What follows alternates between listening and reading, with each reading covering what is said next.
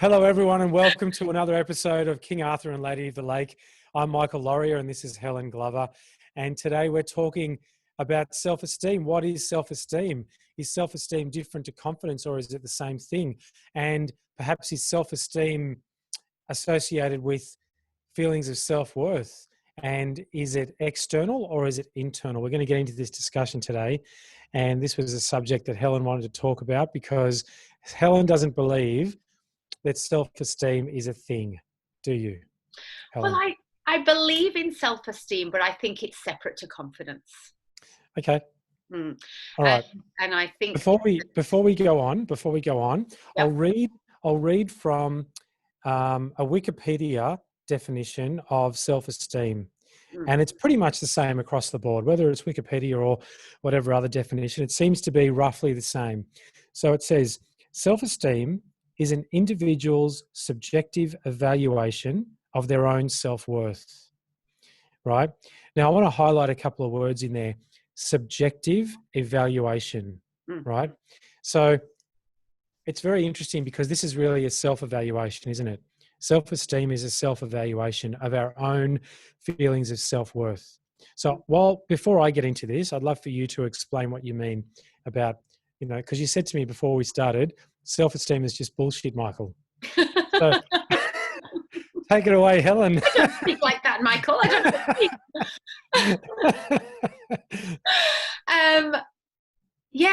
I just feel that self-esteem and confidence are completely different things. And I feel self-esteem, I don't believe anybody comes through their life with great self-esteem. I think self-esteem is subjective because within self-esteem, there's a great deal of beat up. And so people say, oh, like I've got really great self-esteem. Is it good self-esteem or is it kind of beat up self-esteem? So how do you esteem yourself? So somebody says, oh, I hold them in high esteem, which means, I hold them in good esteem. Yep. People will say to me, oh, you've just always got such great self-esteem. And I'm like, no, not really. I could have high confidence in something, but my self-esteem may be in fear about it.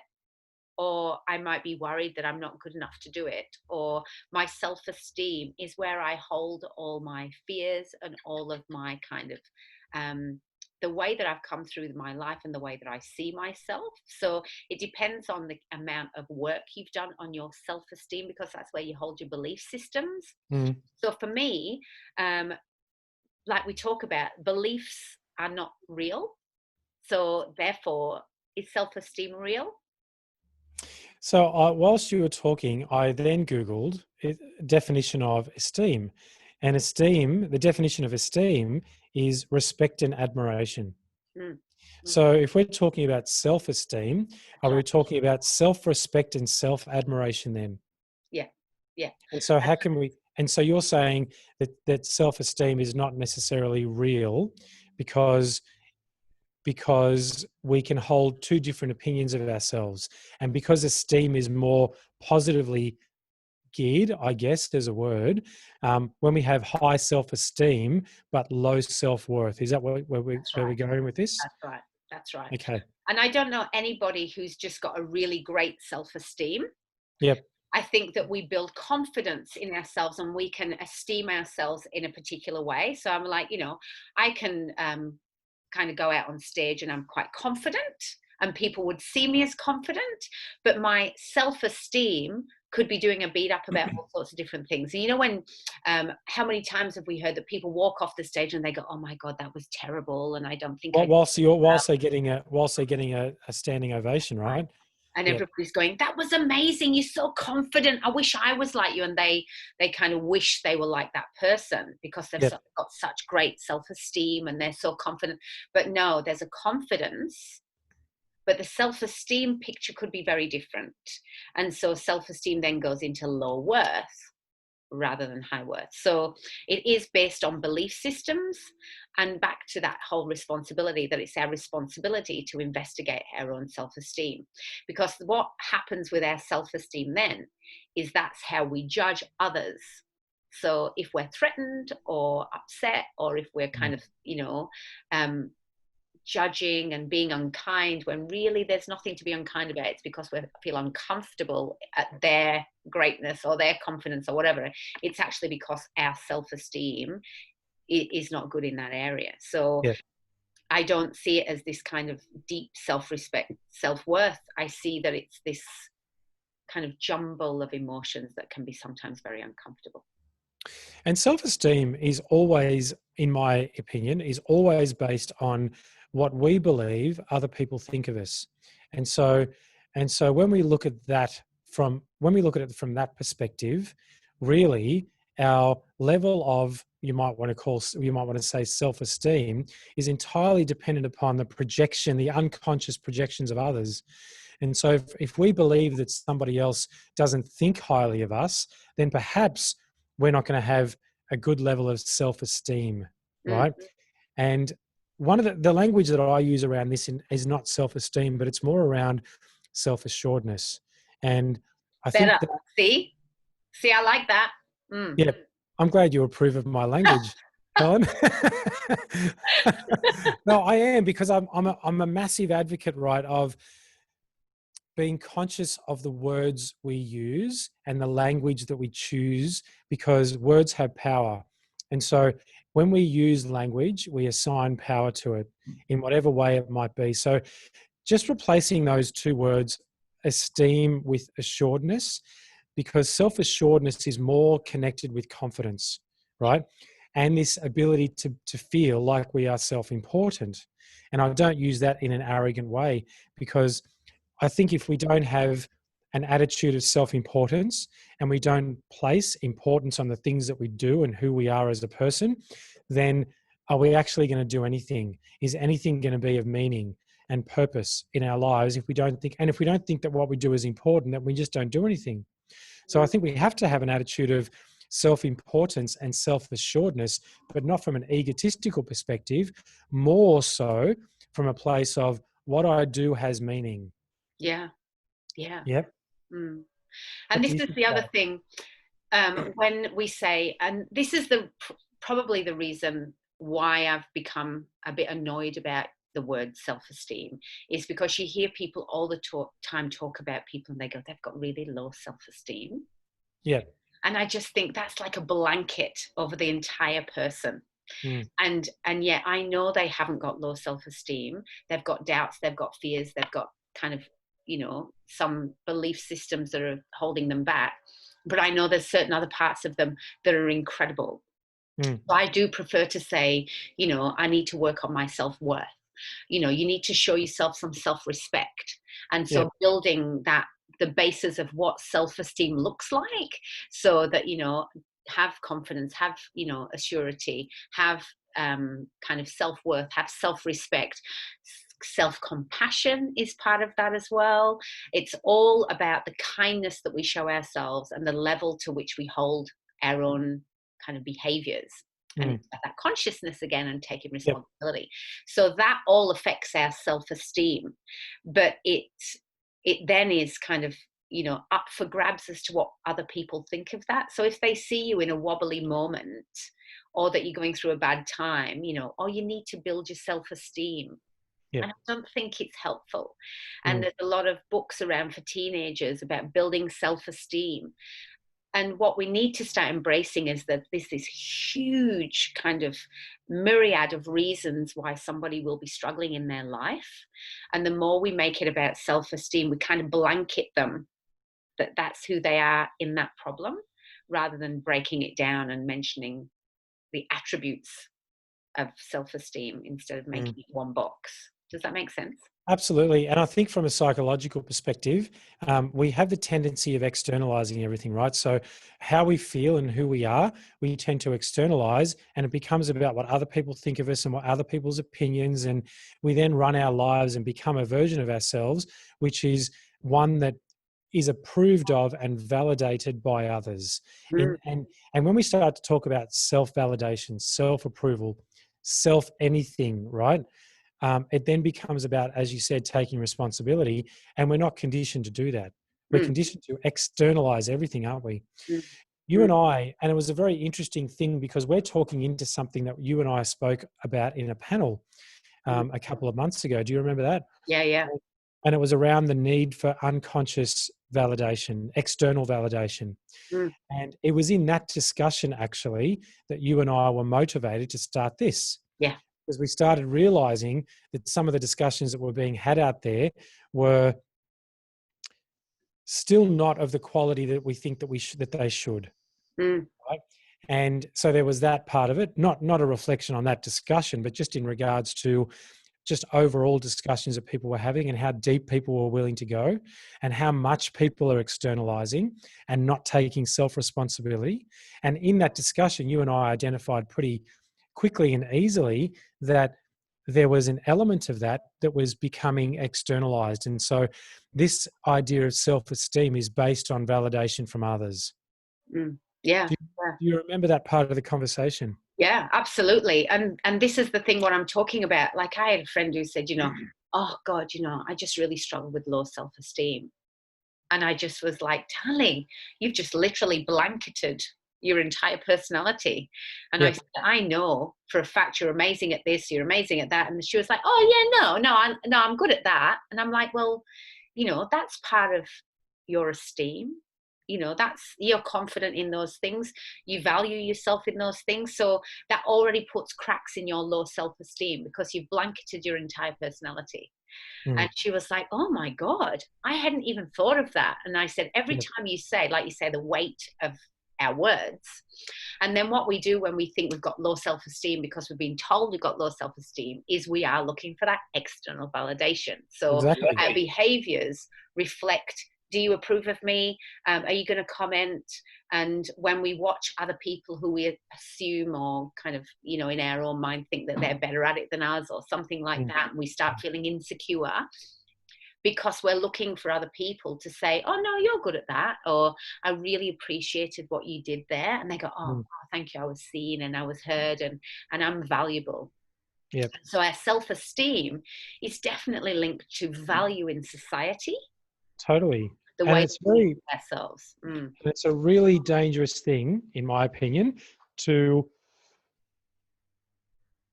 place any of our own sense of self in any way and on any level, to place that on the opinions of others, anything external to us, because mm, we can't control any of that, right? We can't control what people think of us. We mm, can't control their own perspectives and perceptions. mm, And all of those perspectives and perceptions are going to be more than likely based in their own unconscious trauma and beliefs around that trauma as well. Which they're then projecting unconsciously onto us. So can you imagine, like that can be quite damaging if we place our sense of self-worth or even just basically our sense of self on the opinions of others who are unconsciously projecting from a place of trauma. Like when you think of it that way, we can build our whole self-identity around somebody else's trauma, mm. Yeah. can't we? Well, I mean, you take that example of like, say, this person who's doing really, really well over here, and they're confident in them, in it, but in their own self-talk, in their belief system, they're going, oh, I'm not coming across properly. I'm not doing this right. Yep. So even the person who seemed to be doing it really well needs the approval of the person who's actually quite envious because they're challenging their self-worth by watching this person be what they believe is amazing. So Yep. this person's never going to say, wow, you were amazing, because they're Mm. threatened and they're made to feel less than. So they kind of go, hmm, and so that Yep. person goes, oh my God, they thought I was rubbish. I must be rubbish. So So therefore, you and I both experienced this, haven't mm, yeah. where we're just doing our thing and we're doing it to the best of our ability and we're very deeply connected with what we value, and then other people feel threatened by that and then they challenge us or they might criticize us. Can you imagine if we built our sense of self-assuredness or our sense of self around the opinions of these people? Mm, Would you not even be doing this? mm. Well, I mean, the thing is as well, is that there's so many different polarities of people out there that we can't possibly hope to connect with them all. So like I meet people and I think, oh my God, I have got not even a part of me that agrees with you. And I'll meet people and I think, actually, yeah, you're right in my team. You're right in my corner. Yeah. I totally get it. And so really, it's also about the kind of echo chamber you surround yourself with as well, So people who surround themselves with an echo chamber of, say, bitterness, they believe bitterness is right because they're constantly having it reflected back to them. Whereas Exactly. other people who are kind of like in, a very light environment where it's all very laid back and we're not really doing anything. And, Mm, you can look at high energy kind of corporates where their absolute focus is work, and they base it on somebody else who's not going home until 10 o'clock at night. And then you look at the kind of echo chamber of people who are in unemployment, who have been long-term unemployed, and how they see that playing out in families. And yep. so it's this constant reflection of your environment. So if you're constantly playing off what you hear, what you see, and the voices and everything of others, you're almost giving away your independent mind. You're giving it all. You're not almost. You actually are, Yeah, and your ability for free thought as well. that's right. That's right. Yep. So I suppose this is why I say self-esteem is bullshit, because I just think that there's so much to be said for self-reflection, self-confidence, self-surety, all of these parts of that, and that Mm, it's okay within that to be shaky in some areas and say, I really quite, I find this very difficult. I'm not confident in this area. I have low self-esteem in this space. mm, But instead of saying I have low self-esteem, you name the thing you'd find difficult. And people say, "Oh my God, you've got such high self-esteem," and I say, "Absolutely not. I don't. I have my own kind of range of what I feel good at and what I don't feel good at, and I have challenges, and then I have things that I'm confident in, and they're mm, very different things. yep. But I Look, don't I really." tend to agree with you on this. I Mm. tend to agree with you on this. I kind of a little bit shaky at the beginning because I thought, well, I'll be honest. I'll be honest, but I do agree with you because as we've been talking, I've realised that people's level of esteem, self-esteem, is based entirely, most of the time, on other people's opinions of them or what they think other people's opinions of them are. And that is a dangerous way to live. It really is. If you or I lived based on what other people thought of us, neither of us would be doing this. Neither of us would be doing anything that we really do. Mm, Because you and I both have people who we polarize, people who don't agree with what we do and how we present ourselves and the things that we talk about. You and I both have people that don't agree with us. And so we could say that our self-esteem in this is very low, is quite low because people don't agree with us mm, and they're projecting their stuff onto us, right? And we're taking that on.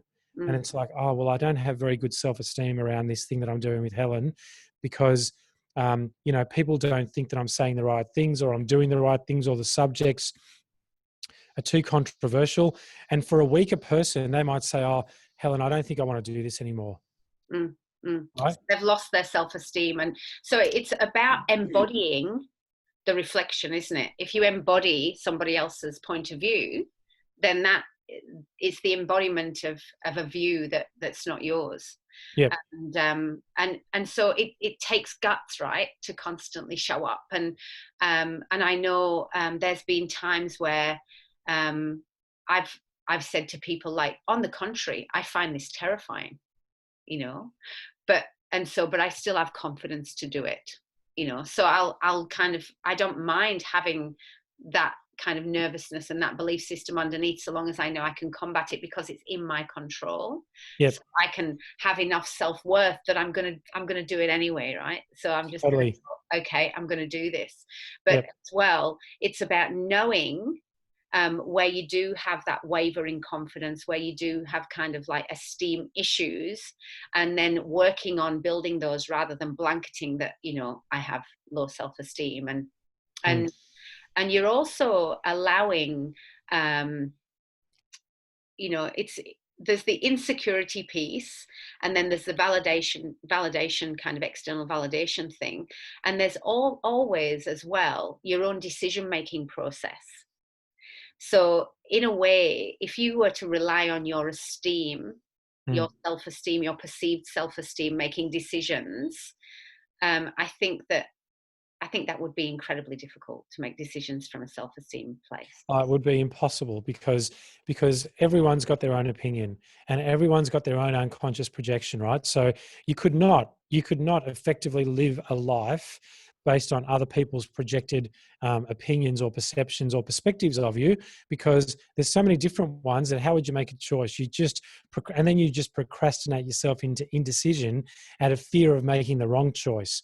And so I agree with you. Self-esteem is bullshit, like you said offline before this, and I would love for people to start using words like self-assuredness, Mm, self-confidence, right, mm, self-worth, and start to connect more with that, mm, because that's more of an internal journey of self-awareness. It's more of a self-reflective internal journey, mm, and which pays no attention to what's happening externally, mm. and that's the most powerful place to be.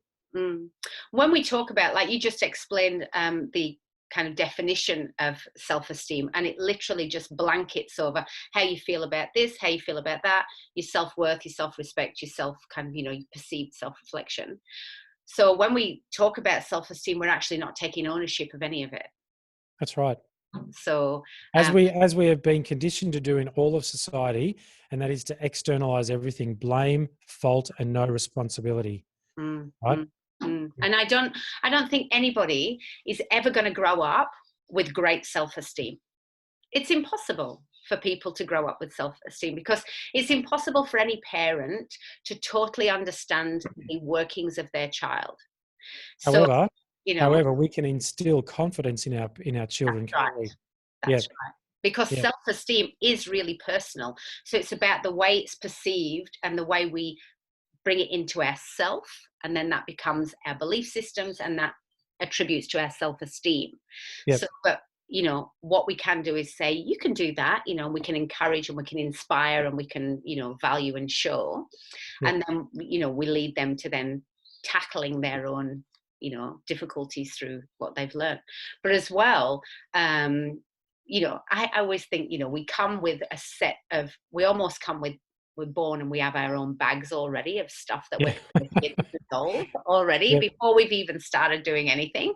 And I always think, wouldn't it be great if, like, when we got to 20, somebody gave you a bag and said, oh, there's your bag of self-esteem problems, there's your bag of low worth, and there's your bag of, like, but we don't ever know what it is. We have to work it out. And it's only Mm, by actually going into the kind of, each section of who we are, we mm, find out what those things are and how we can learn to combat them, and really start to make a difference. And that goes as well in our gender, like we have certain esteem about our gender as well. Other people have esteem about us, all of this kind of thing. We can have like low esteem at work, all this mm, kind of stuff. It's all about value. mm. Mm, But it's all about perceived value as well. mm, Yep. mm, mm. Cool. Another good discussion, Helen. That's short and sharp this week, Michael. Oh, that was about, how long was that? 20 I don't minutes? know, but I'm just, 25? I think I It convinced felt you short. quicker than you thought. It felt short. It felt short. But I think, as usual, we can just talk for hours. If we could, we would. Um, so that probably opens up. You talked about a little bit about around genders there as well. And I'd like to preface the next week's discussion where we might talk about the dark side of the feminine. How does that sound? Mm, Would you yes. like to do that? Yes, let's do that. And then the week after, we'll go into the dark side of the masculine. Mm, And there's some pretty juicy topics there. yeah, yeah, yeah. And I'm already having a confidence problem with that. I'm already struggling with my esteem, because I'm like, Well, oh, because that's I'll going to tell you be, how to I'm going to combat be that. honest about it, and it's not going Yeah. to be pretty. Mm, Well, it won't be for either of us. But we promise to have these uncomfortable conversations, right. and we're going to continue to go there. Yeah. Yeah. Cool. Awesome. Awesome. Michael. Thanks, Helen, and thank you everyone for watching. And if you feel led to, we'd love to hear your perspectives on this subject. And please feel free to comment, love, like, subscribe, and all the good stuff. Awesome. And spreaders everywhere. Well, let's use a more appropriate term. Share, share. Don't Share. spread. Sharers. Don't just spread to anyone. Share. Thanks, everyone. Thanks, everyone. Bye.